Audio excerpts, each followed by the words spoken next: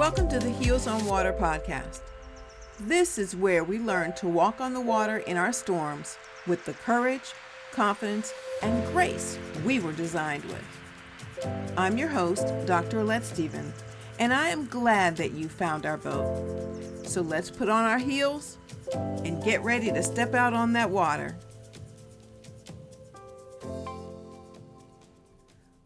Have you ever imagined yourself as someone you saw in a movie?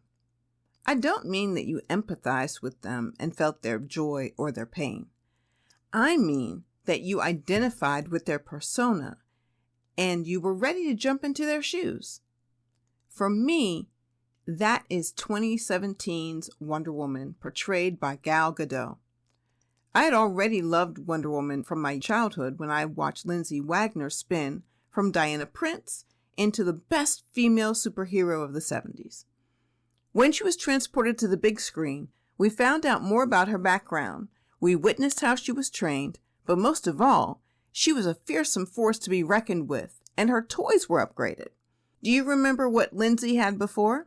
The golden headband that could be weaponized, the golden bracelets that deflected bullets, the lasso of truth that no one could resist, and of course the invisible jet, so she could get anywhere she wanted to go.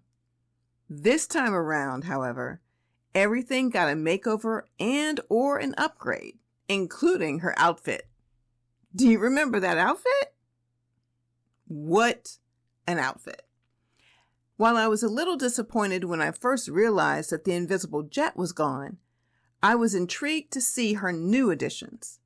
She traded the jet for the ability to fly, and now she wielded a shield and a sword. A shield and a sword! I knew it was about to get real then. When Diana, the Amazon princess, took hold of the lasso of truth, the shield, and the sword before leaving Themyscira, her home, she also took hold of an attitude of courage and determination because she knew she had a clear purpose and a mission to accomplish. There are 3 lessons you can learn from Diana, Princess of the Amazons, about walking in your sword identity. First, the only way the enemy can defeat you is to disarm you. Those who want to hold you back or defeat you recognize your abilities and your talents, even when you don't, and they aim to distract you. We see this at the end when Diana faces Ares. Yes, he reveals to her who she truly is and her ability to kill him. However, he also tries to disarm her attack on him by recruiting her to his cause. He tries hard to get her to take a walk on the dark side. He knows who he's dealing with. Diana had no idea just how powerful she was.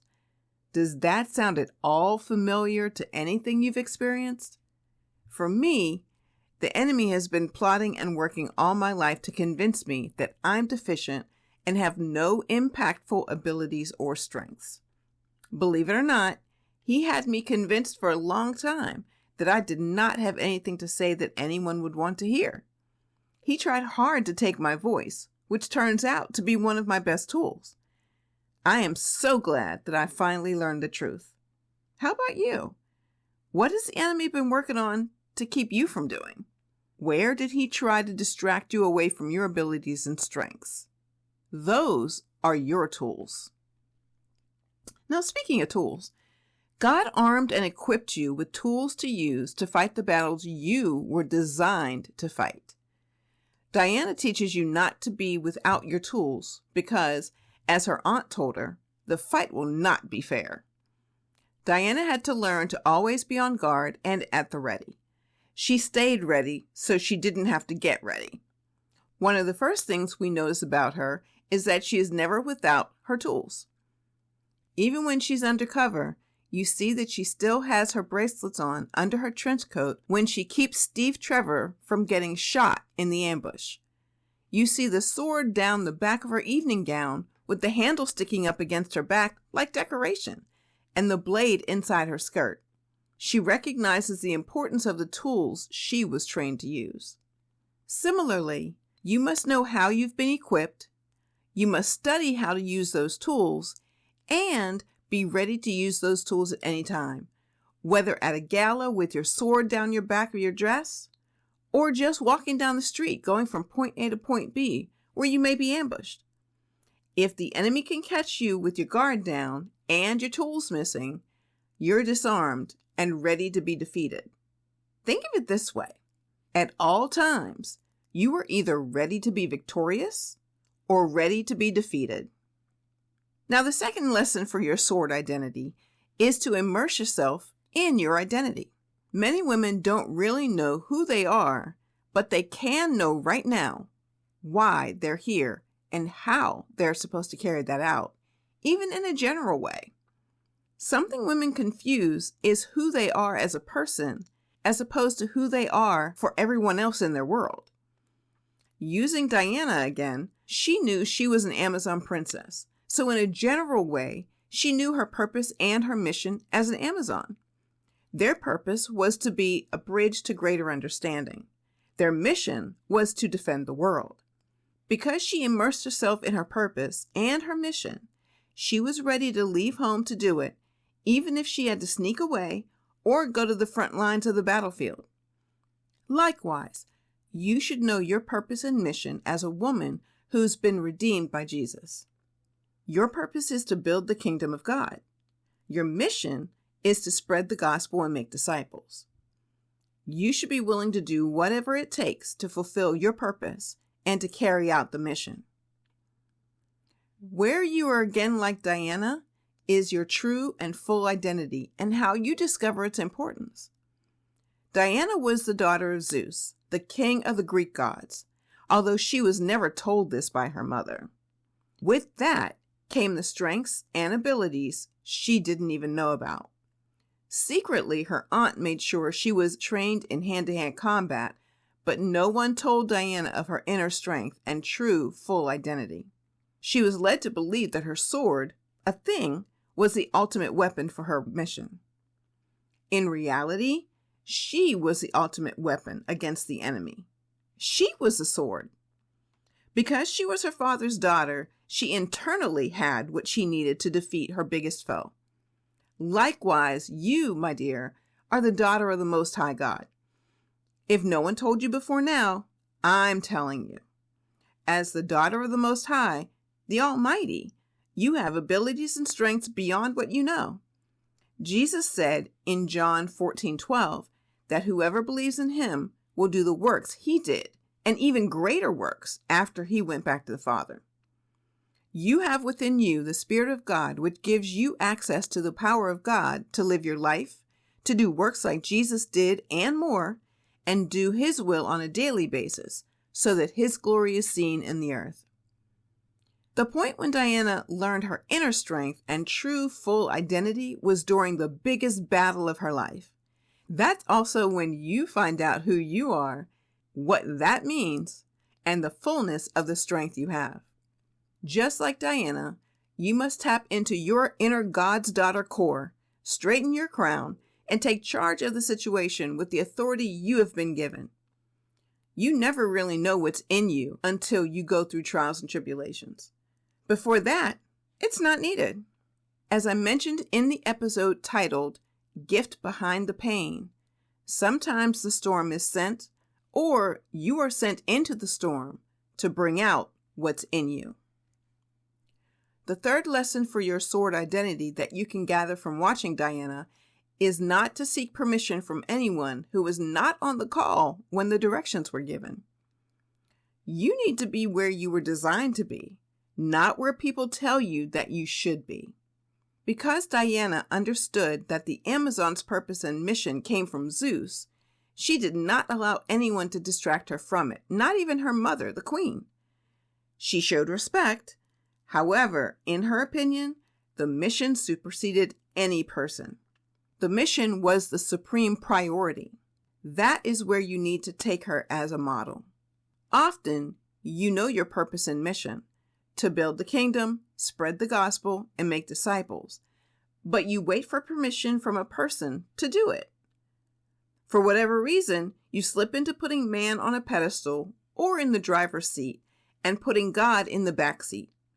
Instead, God should be the driving force and man on the sidewalk watching you roll by on your way to your mission. Now, I have shared this with others. There are people you are designed to reach, and the enemy wants to block that.